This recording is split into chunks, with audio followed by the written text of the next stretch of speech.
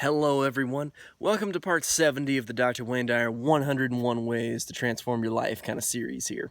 Here we are with part 70 parts in, we're nearly to the finish and it just keeps getting more exciting.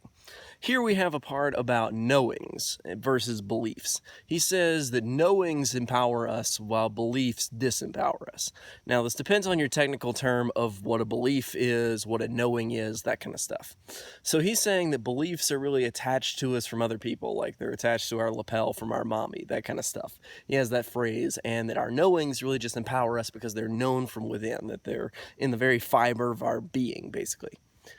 So let's get into how that actually makes any sense. So his idea of knowings, I would say, are still a type of belief. Now, I very much just naturally think beliefs are not just ones that we get passed to us, they're ones that we can create and empower. So what I would say are knowings are beliefs that we really create and work with ourselves versus what he would call beliefs, I would call just bad beliefs, ones that are not useful.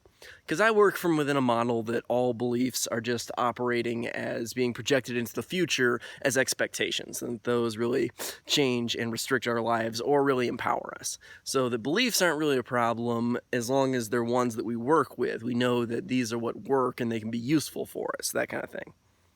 That's about what mostly I have to say about this one. So knowings is a strong one when we really have a strong belief that we just know is really the case, that it's useful, it makes us happy, that it's all about positive emotion.